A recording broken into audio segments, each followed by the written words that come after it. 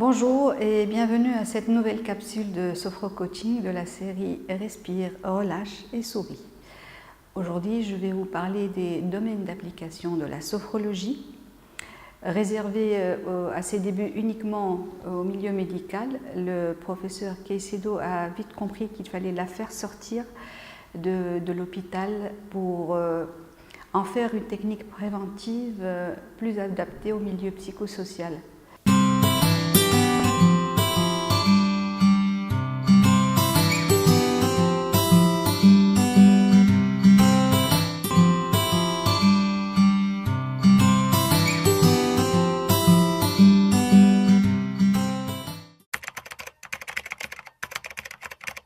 Les premiers qui ont bénéficié de la sophrologie ont été les sportifs.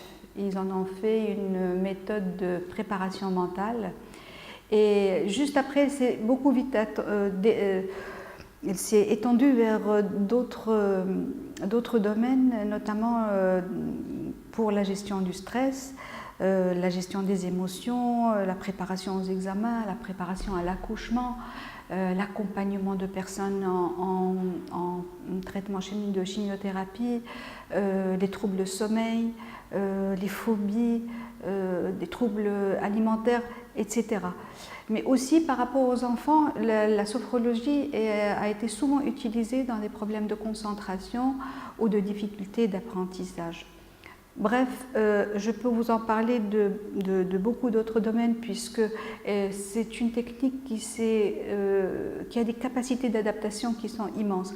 Mais aujourd'hui, on va s'attarder sur la problématique du stress, de la gestion du stress.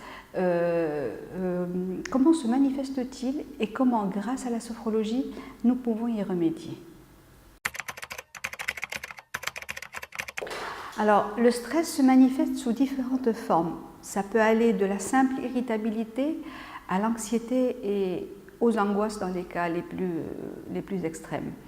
Quand nous comprenons que toute forme de stress est une émotion générée par nos pensées sur notre corps, justement ce corps que nous avons tendance à oublier et dont nous ne prenons conscience que lorsqu'il se manifeste à travers une douleur. Le reste du temps, nous l'oublions complètement. Donc nous allons voir comment, grâce à la sophrologie, nous allons pouvoir entrer en contact avec ce corps, justement, et passer d'être objet de nos pensées, donc les subir, à devenir sujet de nos pensées, et donc à les maîtriser, en tout cas à les orienter. Les orienter d'une façon préméditée grâce au pouvoir de l'intention, appelée intentionnalité, en sophrologie, pour réapprendre à porter l'attention sur le positif, ce qu'on appelle la somatisation positive. Ce qui va nous permettre de nous soulager de toutes ces ruminations incessantes et toutes ces pensées négatives qui sont installées depuis longtemps en nous. Donc ces ruminations, ces regrets, ces souvenirs désagréables par rapport au passé, ou même ces anticipations et ces attentes angoissantes que nous pouvons avoir par rapport au futur. Donc bref, la sophrologie va nous permettre de nous faire prendre conscience de notre corps, de la place qu'il occupe, tout en créant cette harmonie entre l'esprit, donc source de ses pensées, et ce corps, et surtout sachant que cet esprit, c'est lui qui le conditionne très souvent. Bref, c'est ce que nous appelons communément être présent, être dans l'ici et le maintenant, et c'est la grande source de sagesse de toutes les grandes traditions orientales.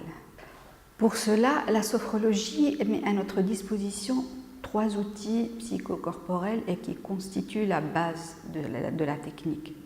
Premièrement, la respiration. La respiration en tant qu'outil de concentration, puisqu'elle est accessible à nous en tout moment, mais aussi en tant qu'apport en oxygène. Comme nous savons scientifiquement, une oxygénation tissulaire équilibrée nous aide à la détente. Deuxièmement, le relâchement de tous les muscles de notre corps, ce qui va nous induire à une relaxation et donc à cet état modifié de conscience recherché qui va nous permettre de passer à la 3e étape, justement cette visualisation positive. Alors la visualisation positive, elle va nous conditionner favorablement pour prendre le meilleur chemin à cette conscience qui est déjà préalablement donc préparée par la relaxation et qui va nous permettre d'y installer les ressources nécessaires afin de mieux orienter notre attention sur le positif, justement. Donc, très important que nous ne focalisions que sur le positif. Et donc de développer de nouvelles capacités de perception et d'adaptation aux nouvelles situations qui se présentent à nous. En attendant notre prochaine capsule, je vous invite à prendre une bonne respiration, à relâcher toutes les tensions et surtout, sourire à la vie.